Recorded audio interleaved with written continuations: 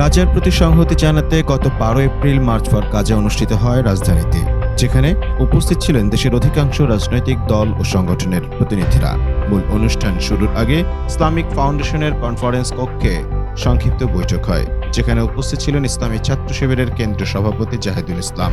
বৈঠক চলাকালীন সময় দেখা যায় তিনি চেয়ার ছেড়ে পেছনে দাঁড়িয়েছিলেন। ছবিটি সামাজিক যোগাযোগ মাধ্যমে ছড়িয়ে পড়লে প্রশংসায় ভাসেন জাহিদুল ইসলাম। সেদিন আসলে কি ঘটেছিল, কেন বসার জন্য চেয়ার পাননি দেশের বৃহত্তম ছাত্র সংগঠনের সভাপতি, তার কারণ জানালেন বিশিষ্ট লেখক ও গবেষক মাওলানা রুহুল আমিন সাদি।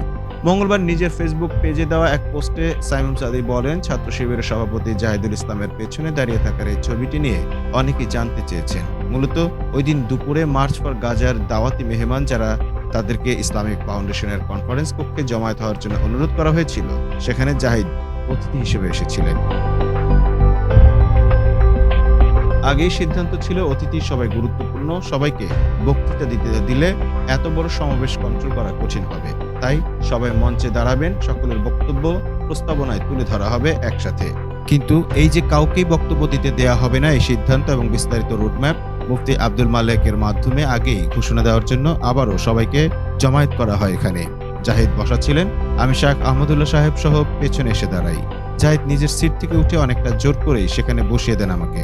এত বড় একটা সংগঠন, একটা ঐতিহ্যবাহী শহীদি কাফেলার কেন্দ্রীয় সভাপতি, অথচ একটু অহংকার নেই, সবসময় হাস্যজ্জ্বল চেহারা নিয়ে থাকেন।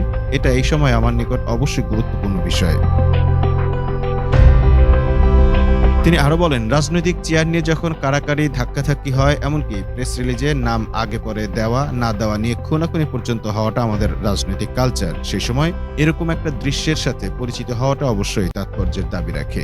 আমরা যে স্লোগানই দিই, এই শতাব্দী হচ্ছে ইসলামের বিজয়ের শতাব্দী। এই বিজয় আসবে এইসব বিনয়ী ও ডেডিকেটেড তরুণদের হাত ধরে, ইনশাআল্লাহ। Mamun Mahfuz, time news desk.